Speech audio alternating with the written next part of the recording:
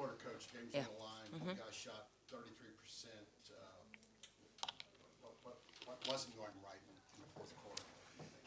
Well, I thought we executed pretty well for most of the game, and then we get in the fourth quarter, and we don't execute some of the things we're running on offense, and then defensively we had a lot of lapses as well. We lose number 3, we get driven, and there's no help rotation. So I just thought there was a lack of execution and lock-in on both ends of the floor in the fourth quarter after, for the most part, having pretty good moments for most of the game.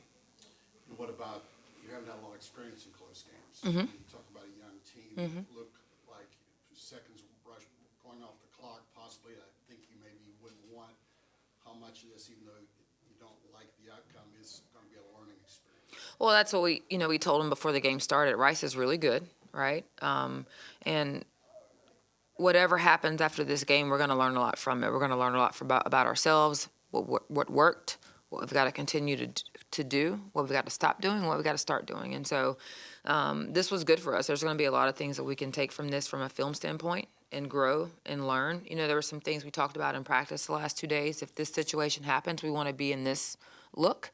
And there were times that we did that and times that we didn't. So, again, it's the lock-in, and it's all 5 people that are on the floor knowing what it is we're doing. The fact that they were able to get into the paint so much. Yeah. Does that concern you defensively? Oh, yeah. Yeah, we can't guard the basketball right now. Like, we just get driven.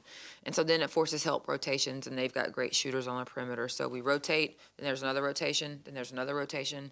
And so we just continue to just get driven all night long, and it just forces rotations until they finally found the open man. And so that's something that we've talked about. We know it's an issue for us, and it got exposed tonight. And now it's on film, right? And so that's what everybody's going to do. So we've got to be better guarding the basketball. The fact that you said that now it is exposed like that, do you think that will kind of serve as more of a wake-up call to be able to fix the issue? I hope so. It's something that we've got to continue working on. And continue to get better at every single day. I can't tell you how much time we spend in practice working on closeout drills, working on guarding the basketball, what the rotation should look like. So it's something that we spend a lot of time on, and we still have to continue to emphasize and spend more time on. Came out with a hot start just in the second half. What was said in the locker room, and just how do you think that impacted their play? The locker room conversation was like it normally is at halftime. What are we doing well? What do we need to stop doing? Things that we haven't seen that they're probably going to run.